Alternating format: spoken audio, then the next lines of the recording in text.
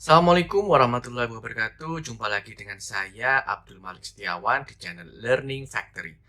Hari ini saya akan membahas emiten yang bergerak di bidang industri retail, yaitu penjualan pakaian. Kalau kemarin saya membahas tentang LPPF, banyak yang komentar bagaimana dengan ekuitasnya yang negatif. Nah, sekarang saya akan menunjukkan sebuah saham yang memiliki harta karun yang besar yang tersimpan di dalam kasnya. Saham apa itu? Simak video ini sampai habis. You only live once. Educate your life. Welcome to the Learning Factory by Abdul Malik Setiawan. Oke, kita langsung saja lihat laptop. Jadi saham yang saya maksud adalah saham Ramayana Department Store atau dengan ticker RALS. Sebelum kita menuju analisa sahamnya, kita lihat pergerakan harga sahamnya dulu. Jadi saham ini memang sangat fluktuatif ya, naik turun. Jika kita lihat dari tahun 2011 atau 2012, kira-kira 10 tahun yang lalu ya, itu sahamnya kalau di harga sekarang itu tidak jauh berbeda ya, bahkan relatif turun. Apalagi kalau kita lihat di puncaknya ketika tahun 2013 yaitu di 1600 dan puncak kedua di tahun 2019 di 1800. Artinya investor yang megang saham ini 10 tahun yang lalu itu semuanya floating loss ya. Jika melihat dari saham sekarang dan tidak menghitung dividen ya, karena harga sekarang ini basically masih belum naik kemana-mana setelah pandemi ya. Pandemi kemarin turun di sekitar 400-an dan sekarang hanya naik mungkin ya 50-25% ya di 560-an. Jadi semua orang yang pegang saham RALS sebelum tahun 2020 semuanya floating loss. Jadi kalau kamu beli RALS di harga sekarang, otomatis harga average masih di bawah dari orang-orang tersebut. Nah, emiten ini sangat rutin bagi dividen ya, dan dividennya juga cukup lumayan. Ini tahun 2012 30, 30, ya 30 kurang lebih 30-an, 27, 30, 36, 40, 50. Kemudian kemarin 2020 juga 50, lalu 2021 nggak bagi ya. 2022 turun 30 dan kemarin 50 lagi. Jadi ibaratnya dividen 50 adalah dividen all time high-nya yang kita lihat dari 10 tahun terakhir. Apakah nanti akan lebih tinggi? Sepertinya sih mungkin kemungkinan kecil ya, kecuali kalau memang labanya memang benar-benar naik tinggi ya. Karena yang 50 ini itu sebenarnya dia sudah banyak sekali ya, sudah dividen payout ratio-nya sudah sangat besar. Oke, lalu kita lihat kenapa sih kok harga saham RALS ini kok bisa turun sejak 10 tahun yang lalu. Langsung kita lihat pergerakan kinerjanya selama 10 tahun terakhir ya, tadi di 2012 ya. Jadi di 2012 ya, RALS ini pendapatannya 5,7 triliun ya, dan bisa mencetak laba sekitar 400 miliar. Dan konsisten 5 triliun sampai beberapa tahun berikutnya, dan labanya juga naik turun tapi konsisten 350 sampai 400-an ya. Memang secara growth saham ini bisa dikatakan tidak terlalu bagus ya growth-nya ya. Jadi sangat minimal. Mungkin karena pangsa pasar dari RALS ini adalah segmen menengah ke bawah. Lalu di 5 tahun terakhir ya, di 5 tahun terakhir sejak 2018 masih positif ya, masih positif sampai tahun 2019 pergerakannya masih bisa mencetak 5 triliun dan labanya pun mulai merangkak naik sampai menyentuh ke 648 miliar. Makanya harganya tadi sempat ke 1.800. Dan akhirnya terkena hantaman pandemi ya. Karena pandemi termasuk juga karena ini bisnis online ya, sehingga merubah pola hidup masyarakat. Jadi pola terutama masyarakat kalangan menengah ke bawah yang kaum mending-mending ya. Jadi daripada saya beli di RALS, mending saya di Tokopedia, mending saya di Shopee dan sebagainya. Apalagi sekarang sudah ada live TikTok. Beda dengan emiten-emiten retail seperti MAPA atau MAPI ya, yang mereka tidak terlalu terdampak karena segmen yang dia garap adalah segmen menengah ke atas. Orang-orang menengah ke atas lebih pilih keluar uang lebih banyak, tapi bisa beli barang secara langsung daripada harus nunggu beberapa hari untuk dikirim barangnya meskipun bisa lebih hemat. Nah, kembali ke RALS ini tahun 2020 sampai 2022 kemarin memang belum ada tanda-tanda recovery yang signifikan ya. Memang sudah naik dari labanya yang tahun 2020 mencetak rugi ya, sama seperti LPPF, dan kemudian sudah mulai merangkak naik meningkat ke 350 miliar. Padahal ini kalian bisa lihat penjualan kotornya 3 triliun tapi mampu mencetak laba 300 miliar ya. Bandingkan di tahun 2017 misalnya. Atau mungkin lebih mundur lagi yang sama-sama 300-an. Nah ini, di tahun 2015 penjualannya 5,5 triliun, labanya hanya 336 miliar ya. Kok bisa ya? Karena ini kemungkinan manajemen sudah melakukan restrukturisasi ya, efisiensi di mana-mana, menutup gerai-gerai yang tidak menyumbangkan profit, sehingga mereka mampu mencetak laba yang cukup bagus meskipun penjualan kotornya tidak naik ya, atau hanya 3 triliun. Oke, sekarang kita lihat kinerja di tahun 2023 ini. Untuk penjualannya di tahun 2023 ini mereka sudah menjual 1,5 triliun ya.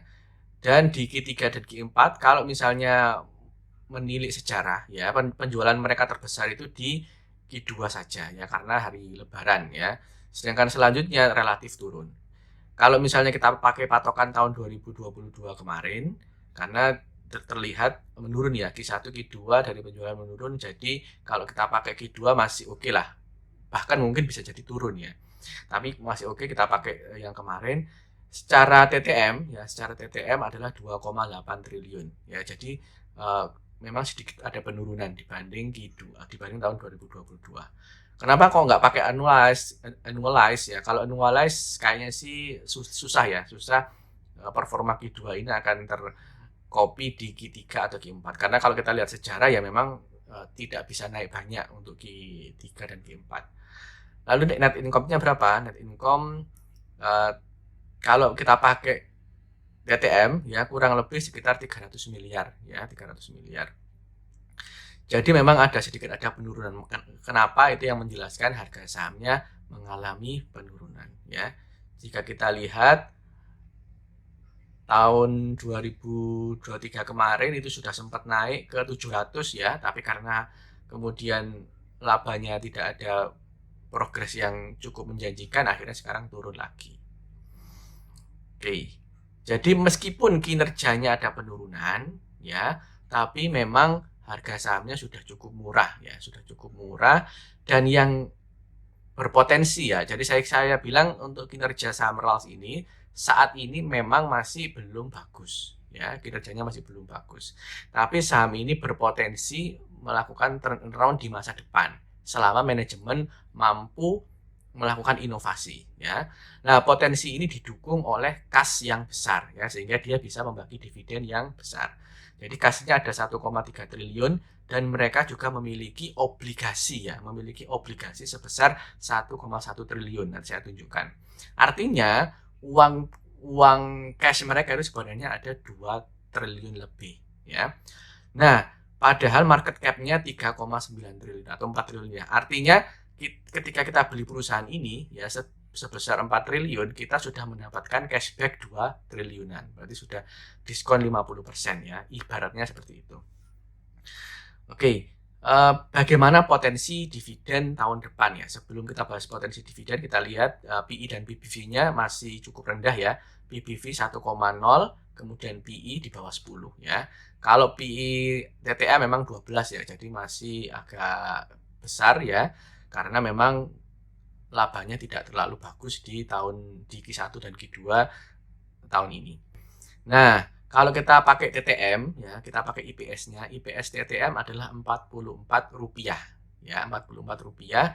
Tapi kita lihat sekarang IPS tahun lalu ya. Jadi ini kan 352 miliar ya, dibagi 352 dibagi 7 miliar ya. 352 dibagi 7,1. Tahun kemarin IPS-nya 49, tapi dia bagi Rp50. Kenapa? Karena memang mereka memiliki saham treasury yang itu tidak di... Jadi mereka memiliki saham treasury, saya tunjukkan ya. Jadi bisa kita lihat di sini ya, berapa lembar saham yang berhak mendapatkan dividen. Jika kita lihat saham treasury-nya itu 1 miliar ya. Terus kemudian kita kembali lagi ke jumlah lembar saham beredar. Jumlah lembar saham beredar adalah 7 miliar. Oke. Sekarang kita kurangi. 7 miliar dikurangi 1 miliar sama dengan 6 miliar. Artinya hanya 6 miliar lembar saham yang berhak mendapatkan dividen. Jadi kalau RALS ingin membayar Rp50 per lembar, maka RALS sebenarnya cukup menyediakan 50 kali 6 miliar. Berarti cukup menyediakan 300 miliar rupiah sebagai dividen. Sementara kalau misalnya RALS bisa mencetak 313 miliar, dan itu sangat mudah sekali ya, maka masih sisa 13 miliar. RALS pun tidak butuh uang dari laba tahun ini untuk mengembangkan perusahaannya karena kasnya sendiri kan masih banyak, masih ada 1,3 triliun ya, dan juga obligasi 1,1 triliun. Oke. Jadi dengan potensi laba sebesar 313 miliar ya, katakanlah 313 miliar, ikut hitungan ini aja, 313 kemudian dibagi sekitar 6 miliar ya, 6 miliar lembar saham yang berhak mendapatkan IPS, maka laba per lembarnya di tahun 2023 mungkin akan sebesar 52. Nah, kalau misalnya mereka bagi 90% kayak tahun kemarin ya, 52 kali 0,9, maka kurang lebih 46 ya, 46. Tapi kalau lihat dari riwayat pembagian dividen yang jangkep-jangkep, genap-genap ya, saya masih yakin mereka akan membagi dividen yang sama, Rp50. Jadi dengan Rp50 di harga sekarang, berapa dividen yieldnya? 50 per 560, sekitar 8,9% dividen yieldnya. Mungkin kalau misalnya mereka memutuskan di bawah itu, saya kira tidak akan kurang dari 45. Kalau 45 masih 8 ya. Jadi dividennya RALS kurang lebih 8 sampai 8,9% untuk tahun depan. Dividen yield di harga 560. Nah, kenapa kok RALS ini bisa bagi dividen sebanyak itu? Karena memang kasnya yang besar. Ya, kita lihat di kasnya ini. Oke, kita lihat kas dan setara kas dia punya 1,3 triliun.